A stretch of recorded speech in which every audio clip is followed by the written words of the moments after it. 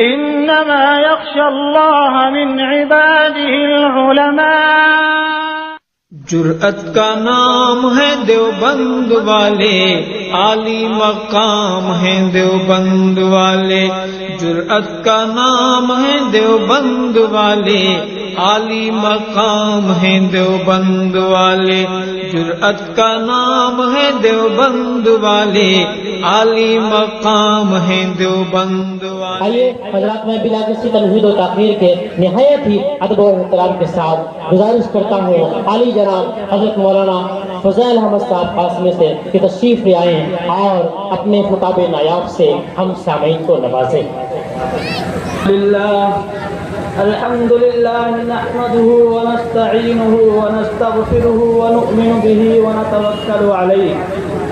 ونعوذ بالله من شرور أنفسنا ومن سيئات أعمالنا. من يهده الله فلا مضل له ومن يضلله فلا هادي له. ونشهد أن سيدنا سندنا مولانا محمدا عبده ورسوله. أما بعد، فاعوذ بالله من الشيطان الرجيم. بسم الله الرحمن الرحيم. لقد من الله على المؤمنين إذ بعث فيهم رسولا منهم يتلو عليهم آياته ويزكيهم ويعلمهم الكتاب والحكمة وإن كانوا من قبل لفي ضلال مبين. آئے دنیا میں بہت پاک مکرم بن کر، آئے دنیا میں بہت پاک مکرم بن کر، کوئی آیا نہ مگر رحمت عالم بن کر. محترم حضرات اور اسٹیج پر رونق افروز علماء کرام، ابھی ابھی آپ کے سامنے حضرت قاری محترم قاری اکمل صاحب دامت برکاتہم اور قاری سہیل احمد صاحب دامت برکاتہم اپنے مترنم لب و لہجے میں ایک قرآن پاک کی تلاوت کر رہے تھے تو دوسرے بارگاہ رسالت میں نذرانِ عقیدت بھی پیش کر رہے تھے. ہم نے قرآن کریم کی جو آیت کریمہ تلاوت کی ہے، اس آیت کے اندر اللہ تعالیٰ نے نبی کریم صلی اللہ علیہ وسلم کی آمد کا تذکرہ فرمایا ہے کہ نبی کریم صلی اللہ علیہ وسلم کو اس دنیا میں بھیجا گیا تو کیوں بھیجا گیا. نبی کریم صلی اللہ علیہ وسلم کی ذات اقدس کتنی بڑی نعمت ہے. کیا اتنی بڑی نعمت کوئی ہو سکتی ہے؟ کیا اللہ نے ہمیں اتنی نعمتیں دی ہیں، بڑی بڑی نعمتیں دی ہیں، بے شمار نعمتیں دی ہیں. خود قرآن کریم میں بھی ارشاد ہے وَإِن تَعُدُّوا نِعْمَةَ اللَّهِ لَا تُحْصُوهَا، کہ ہم نے تمہیں اتنی نعمتیں دی ہیں کہ اگر تم ان کا شمار کرنا چاہو، ان کو گننا چاہو تو گن نہیں سکتے ہو. اتنی نعمتیں دینے کے بعد کیا کبھی اس رب کریم نے ہمارے اوپر احسان جتلایا تھا؟ نہیں. لیکن جب محمد الرسول اللہ صلی اللہ علیہ وسلم جیسی نعمت عظمیٰ ہمیں عطا فرمائی تو اللہ نے احسان جتلا دیا. فرمایا لقد من اللہ علی المؤمنین اذ بعث فیہم رسولا منہم یتلو علیہم آیاتہ ویزکیہم ویعلمہم الکتاب والحکمہ، کہ ہم نے تمہارے اوپر احسان کیا ہے کہ تمہارے درمیان ایک ایسا رسول بھیجا ہے جو تمہیں ضلالت سے نکالے گا، ہدایت کا راستہ دکھائے گا، جو تمہیں ناکامیوں سے نکالے گا، کامیابیوں کے راستے پر لے کر کے آئے گا. آپ زمانے جاہلیت میں ذرا اپنی نظریں دوڑائیے اور 1400 سال پہلے کی حالت دیکھیے کہ اس وقت کس قدر ظلم و ستم کا بازار گرم تھا. ہر کمزور کو ہر طاقتور ستایا جاتا تھا، عورتوں کو ہنس کا نشانہ بنایا جاتا تھا، معصوم بچیوں کو زندہ درگور کر دیا جاتا تھا. جب یہ کمزور ستائے جاتے تھے تو بارگاہ الہی میں ہاتھ اٹھا کر کے دعا کرتے تھے، یہ فریاد کرتے تھے کہ اے بارگاہ الہ، کیا کوئی نہیں ہے جو مجھے اس ظلم و ستم سے نجات دے؟ کوئی مسیحا تو بھیج دے جو میرا ہمدرد ہو جائے، کوئی درد مند تو بھیج دے جو مجھے اس ظلم و ستم سے نکال لے. شاید ادھر سے آواز آ رہی تھی کہ رکو ابھی کچھ ہی دنوں کے بعد ایک ایسی ہستی وجود میں آنے والی ہے کہ جو ہستی جب اس دنیا کے اندر تشریف لائے گی گی تو ایک ایسا انقلاب آئے گا نہ اس سے پہلے ایسا انقلاب آیا تھا، نہ قیامت تک ایسا انقلاب برپا ہو سکتا ہے۔ یہ معصوم بچیاں جنہیں زندہ درگور کیا جا رہا تھا، یہ معصوم کلیاں جنہیں پھولنے سے پہلے ہی پیروں سے مسل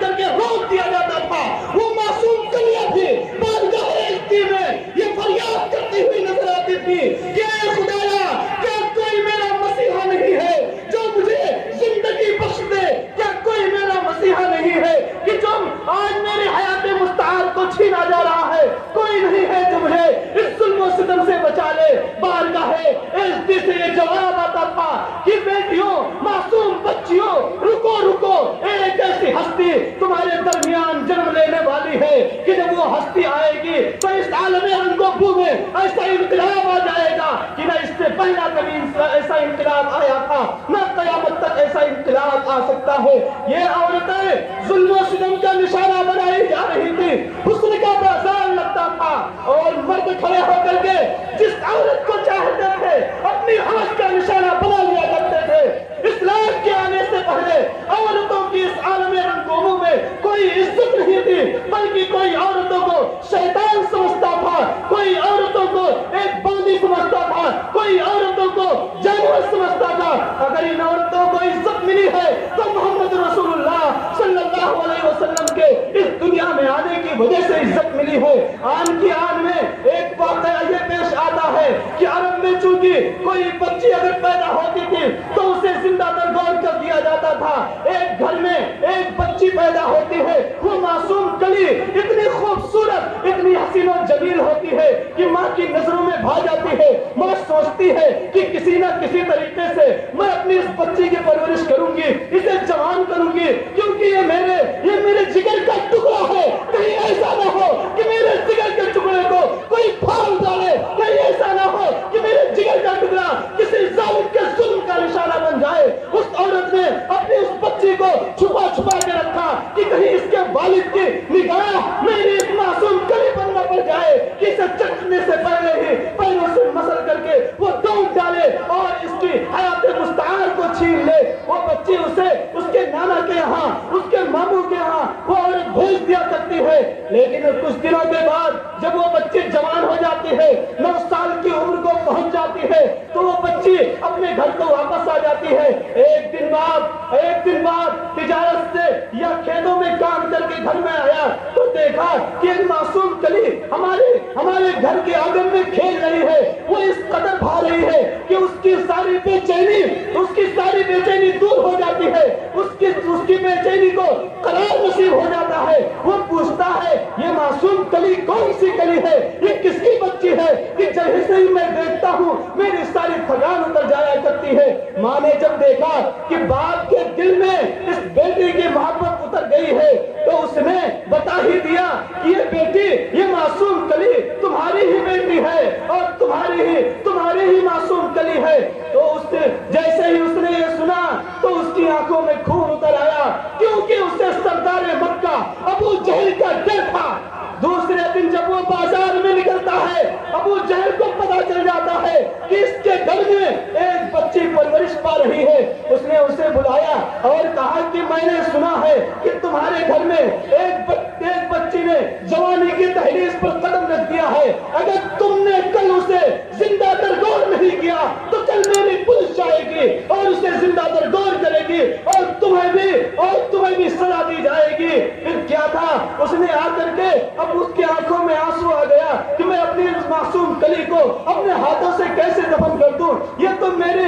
میری بے چینی کا، یہ تو میرا قرار ہے، یہ تو میرا سکون ہے، میں کیسے اپنی اس بچی کو زندہ درگور کروں۔ لیکن اسے سردار مکہ کا خوف اس کے اوپر طاری تھا۔ اس نے آ کر کے اس کی ماں سے کہا کہ اسے نہلا دو، دھلا دو، اچھے کپڑے پہنا دو، اسے اس کے ماموں کے یہاں لے جانا ہے۔ اسے کیا پتا تھا کہ ماموں کے گھر کا تو بہانہ ہے، لیکن اسے پیا کے گھر لے جانا ہے، اسے موت کے گھاٹ اتارنے لے جا رہا ہے، اس کی حیات مستعار کو چھیننے کے لیے لے جا رہا ہے۔ جب اس بچی کو نہلایا دھلایا صاف کیا اچھے کپڑے پہنائے باپ نے پیار سے اسے اٹھایا اور اپنے سینے سے چمٹا لیا اور پھر دروازے پہ آ کر کے ایک کدال لیا اور جنگلوں کی طرف چل دیا بیٹی پوچھتی رہی کہ ابو جان مجھے کہاں لے جا رہے ہیں راستے میں تو اس نے یہ بتایا کہ میں تمہیں تیرے نانا کے یہاں تیرے ماموں کے یہاں لے جا رہا ہوں لیکن جب راستہ بدل جاتا ہے جنگلوں کے راستے پر چل پڑتا ہے تو بچی کہتی ہے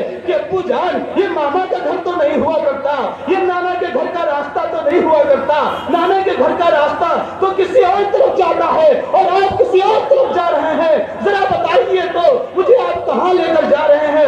باپ نے بیٹی کو ایسا تماچا مارا کہ بیٹی خاموش ہو گئی پھر راستے پر اس کی زبان سے کوئی جملہ نہیں نکل سکا جب وہ جنگل میں پہنچ جاتا ہے گڈھا کھودنا شروع کر دیتا ہے دوستوں غور کیجئے کہ جس گھر میں معصوم بچی ہوتی ہے جس گھر میں کوئی بچی ہوتی ہے وہ اپنے ماں باپ سے کس قدر لاڈو پیار کرتی ہے اور کس قدر اس کے ابو جب تھک کر کے آتے ہیں تو کس طرح پیار کے ساتھ ایک گلاس میں پانی لے کر کے اور ابو کو اس طرح مخاطب کرتی ہے کہ ابو جان لیجئے پانی پی لیجئے آپ کو تھکان تو محسوس نہیں ہو رہی ہے اگر تھکان محسوس ہو رہی ہو تو لائیے میں آپ کا سر دبا دوں وہ بچی جب دیکھتی ہے کہ میرے ابو پھاوڑے سے ایک گڈھا کھود رہے ہیں مشقتیں اٹھا رہے ہیں تکلیفیں اٹھا رہے ہیں اس بچی سے نہیں رہا جاتا وہ بیٹی کہتی ہے کہ ابو جان یہ تکلیف نہ اٹھائیے یہ پریشانی نہ اٹھائیے مجھے بڑی تکلیف ہو رہی ہے کہ آپ کے پریشانی سے پسینے جاری ہو رہے ہیں اور آپ بالکل پریشان ہیں کیوں آپ ایسا کر رہے ہیں باپ کچھ سن نہیں رہا ہے بلکہ باپ کھودتا چلا جا رہا ہے اور وہ مٹی جو اچھل کر کے باپ کے داڑھی پر پڑتی ہے باپ کے کپڑے کے دامن پر پڑتی ہے وہ معصوم بچی اپنے معصوم ہاتھوں سے اسے جھاڑتی ہے کہ کہیں میرے ابو کا کپڑا نہ گندا ہو جائے لیکن اسے نہیں پتا تھا بیٹی کو نہیں پتا تھا کہ یہ گڈھا جو کھودا جا رہا ہے یہ میرے ہی لیے کھودا جا رہا ہے جب وہ گڈھا کھود کر کے تیار کرتا ہے تو بیٹی کو اس کے اندر زور سے دھکا دیتا ہے بیٹی جب اس کے اندر گرتی ہے زوردار چیخ لگاتی ہے کہ ابو میرے ساتھ آپ یہ کیا کر رہے ہیں اگر ایسا ہی کرنا تھا گھر پہ بتا دیتے میں اپنی ماں سے آخری مرتبہ پیار کے ساتھ اپنی ماں کے سینے سے چمٹ جاتی لیکن تم نے بتایا نہیں آج میرے ساتھ یہ کیا کر رہے ہیں اگر آپ نے ایسا کیا کل قیامت کا دن ہوگا اللہ رب العزت کے دربار لگا ہوا ہوگا آپ ایک طرف کھڑے ہوں گے ایک طرف میں کھڑی ہوں گی اور پھر میں اپنے رب سے فریاد کروں گی کہ میرے رب آپ نے جو مجھے زندگی دی تھی میرے ابو نے میری زندگی کو چھین لیا جب باپ نے گڈھے میں دھکا دے کر کے اسے زندہ درگور کر دیا اللہ کی رحمت جوش میں آئی اور ایک ایسے نبی کو ہمارے درمیان مبعوث فرمایا کہ جس کو بھیج کر کے اللہ نے احسان جتلایا اللہ نے ساری نعمتیں دی حضرت آدم علیہ السلام کو بھیجا احسان نہیں جتلایا حضرت ابراہیم کو بھیجا احسان نہیں جتلایا حضرت نوح کو بھیجا احسان نہیں جتلایا موسیٰ کو بھیجا احسان نہیں جتلایا عیسیٰ کو بھیجا احسان نہیں جتلایا حضرت آدم کی مغفرت فرمائی احسان نہیں جتلایا موسیٰ علیہ السلام کو فرعون سے نجات دیا احسان نہیں جتلایا نوح علیہ السلام کو طوفان سے نجات دیا احسان نہیں جتلایا ہمارے اوپر ساری نعمتیں نچھاور کی احسان نہیں جتلایا مجھے کھانے دیے کپڑے دیے احسان نہیں جتلایا لیکن جب محمد رسول اللہ کو بھیجا تو اللہ نے احسان جتلایا اور فرمایا لقد من اللہ علی المؤمنین اذ بعث فیہم رسولا منہم یتلو علیہم آیاتہ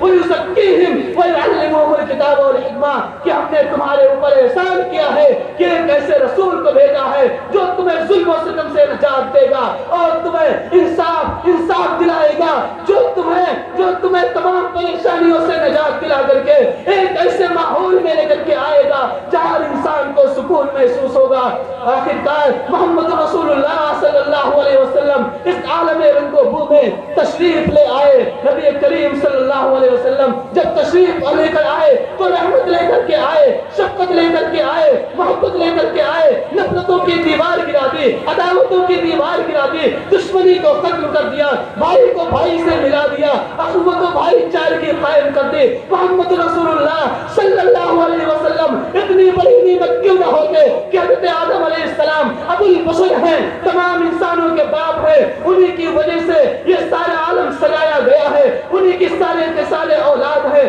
جب انہوں نے شجر ممنوعہ کا پھل کھایا تو اللہ نے ان کو جنت سے نکال کر کے زمین پر بھیج دیا، تو انہوں نے محمد رسول اللہ صلی اللہ علیہ وسلم کے صدقے طفیل اپنی مغفرت طلب کی، اور اللہ نے حضرت آدم علیہ السلام کو بخش دیا۔ حضرت آدم علیہ السلام نے جب بارگاہ خداوندی میں ہاتھ اٹھا کے دعا کی کہ اے اللہ محمد رسول اللہ کے صدقے طفیل میری مغفرت فرما دے، اللہ تعالیٰ نے پوچھا کہ آدم تجھے کیسے معلوم ہوا کہ محمد رسول اللہ کوئی ہستی ہے؟ تو حضرت آدم نے فرمایا جب میں نے جنت میں آنکھیں کھولی تو سب سے پہلے میں نے عرش اعظم پر لکھا ہوا دیکھا کہ لکھا ہوا تھا لا الہ الا اللہ محمد رسول اللہ، تو میں نے سمجھ لیا کہ اگر بارگاہ خداوندی میں سب سے زیادہ مقدس کوئی ذات ہو سکتی ہے، سب سے زیادہ محبوب کوئی ذات ہو سکتی ہے تو محمد رسول اللہ صلی اللہ علیہ وسلم کی ذات ہے۔ اللہ تعالیٰ نے فرمایا اے آدم تو نے سچ کہا، اگر میری نگاہ میں سب سے زیادہ کوئی محبوب ہے تو محمد رسول اللہ صلی اللہ علیہ وسلم کی ذات اقدس ہے۔ نبی کریم صلی اللہ علیہ وسلم اتنی بڑی نعمت عظمیٰ کیوں نہ ہوتے کہ جن کو اللہ نے ظاہر کے اعتبار سے بھی بہت زیادہ خوبصورت بنایا تھا اور باطن کے اعتبار سے بھی بہت زیادہ خوبصورت بنایا تھا۔ قرآن کریم کے اندر ارشاد ہے لقد خلقنا الانسان فی احسن تقویم، کہ ہم نے انسان کو بہترین سانچے میں ڈھالا ہے، یعنی صورت کے اعتبار سے انسان سب سے زیادہ خوبصورت ہے۔ ایک حدیث کے اندر ہے اللہ تعالیٰ ارشاد فرماتا ہے کہ جب تم میرا تذکرہ زمین میں کرتے ہو تو میں تمہارا تذکرہ ایک ایسی مخلوق کے سامنے کرتا ہوں جو مخلوق سب سے اعلیٰ ہے، سب سے افضل ہے، تو معلوم ہوا کہ ملائے اعلیٰ کی جماعت، فرشتوں کی جماعت سیرت کے اعتبار سے سب سے اچھی ہے، لیکن میرا محبوب صورت کے اعتبار سے انسانوں میں سب سے زیادہ اعلیٰ ہے اور سیرت کے اعتبار سے ملائے اعلیٰ میں سب سے زیادہ اعلیٰ ہے، یعنی محمد رسول اللہ سے زیادہ خوبصورت اس عالم کے اندر کوئی ہستی پیدا نہیں ہوئی ہے۔ آج جتنے بھی حسن کو پرکھنے کے معیار بنائے گئے ہیں، جتنے بھی مشینریاں بنائی گئی ہیں، اپنے غیر بھی اس کا اعتراف کرنے پر مجبور ہیں کہ میری مشینریوں پر، میرے حسن کی اس معیار پر جو سب سے زیادہ کھرا اترنے والا ہے وہ محمد رسول اللہ صلی اللہ علیہ وسلم کی ذات اقدس ہے۔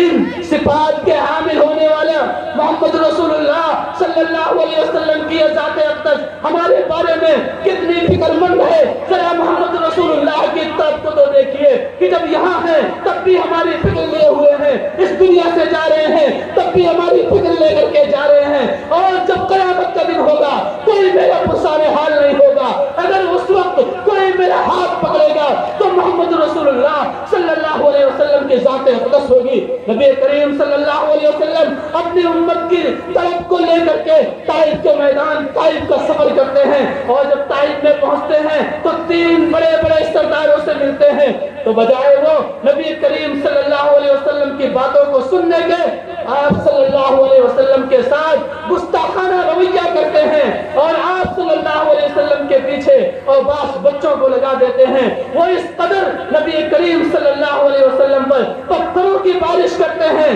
کہ نبی کریم صلی اللہ علیہ وسلم کا سارا جسم اطہر لہو لہان ہو جاتا ہے، نبی کریم صلی اللہ علیہ وسلم گر جاتے ہیں۔ زید بن حارثہ نبی کریم صلی اللہ علیہ وسلم کو اٹھا کر کے ایک درخت کے سائے میں لے جا کر کے پناہ دیتے ہیں، اور وہ درخت کس کا درخت تھا؟ وہ درخت دشمنی رسول کا درخت تھا، یعنی عتبہ ابن ربیعہ کا درخت تھا، جو میدان کربلا میں محمد رسول اللہ صلی اللہ علیہ وسلم کا مقابلہ کرنے والا تھا، لیکن نبی کریم صلی اللہ علیہ وسلم کی جب یہ حالت دیکھی تو اسے بھی ترس آ گیا، اسے بھی رحم آ گیا، اس نے اپنے غلام سے کہا کہ جاؤ محمد رسول اللہ صلی اللہ علیہ وسلم کے سامنے کھجور کا ایک خوشہ پیش کرو۔ نہ وہ آتا ہے محمد رسول اللہ کے سامنے کھجور کا ایک خوشہ ایک تھالی میں پیش کرتا ہے اور کہتا ہے اے محمد نوش فرمائیے۔ محمد رسول اللہ صلی اللہ علیہ وسلم نوش فرمانے سے پہلے کہتے ہیں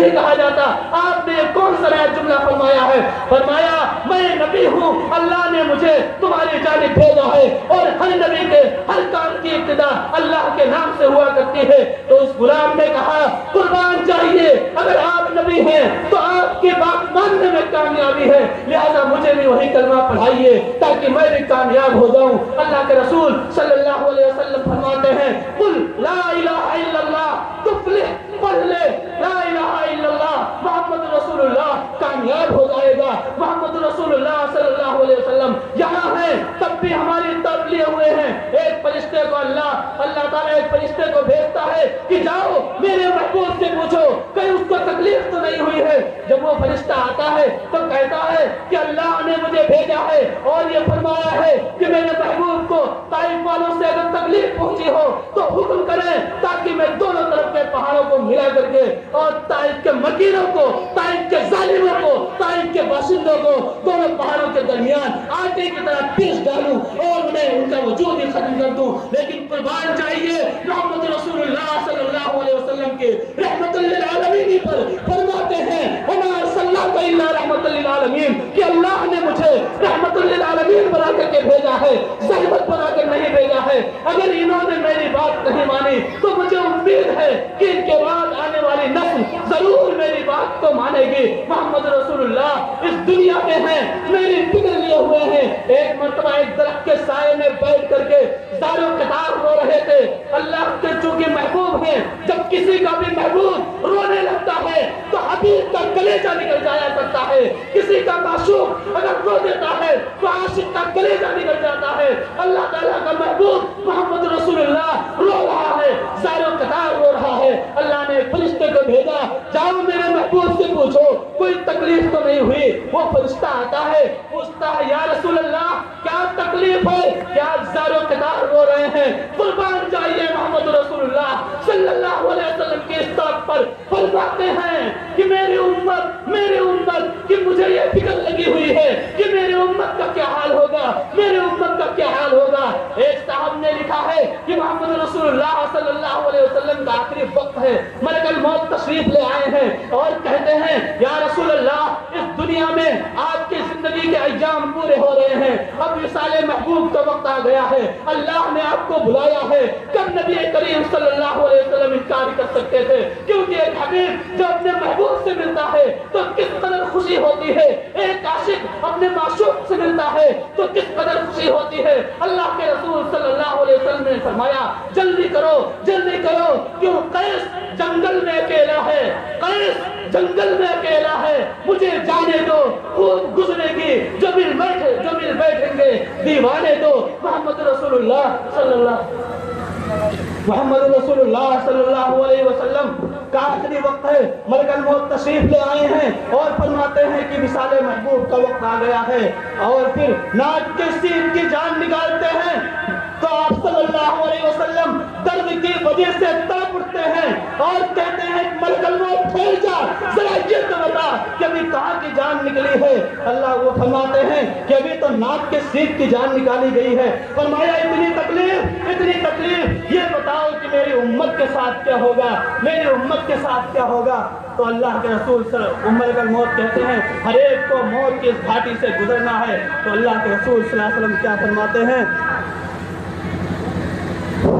اللہ کے رسول صلی اللہ علیہ وسلم فرماتے ہیں کہ جتنے ارمان نکالنے ہوں محمد کے سینے پر نکال لو، لیکن میری امت کو تکلیف مت دینا۔ محمد رسول اللہ اس دنیا میں ہے تب بھی ہماری تکلیف ہماری طرف لیے ہوئے ہیں، اس دنیا سے جا رہے ہیں تب بھی اپنی امت کی طرف لے کر کے جا رہے ہیں۔ وقت کی قلت دامنگیر ہے، ورنہ اللہ کے رسول صلی اللہ علیہ وسلم کے وفات کا واقعہ اور آپ صلی اللہ علیہ وسلم کے وفات کے بعد کا واقعہ ذکر کرتا۔ اللہ تعالی ہم سب کو کہنے اور سننے سے زیادہ عمل کرنے کی توفیق عطا فرمائے، اور اللہ کے رسول صلی اللہ علیہ وسلم کی اس فکر کا، اس طرف کا ہمیں بھی اچھا بدلہ دینے والا بنائے اور اس نعمت عظمیٰ کی قدر کرنے والا بنائے۔ مفت میں قسمت کو غافل نہ تو بدنام کر، چاہتا ہے زندگی میں نام تو کچھ کام کر۔ وآخر دعوانا ان الحمد للہ رب العالمین۔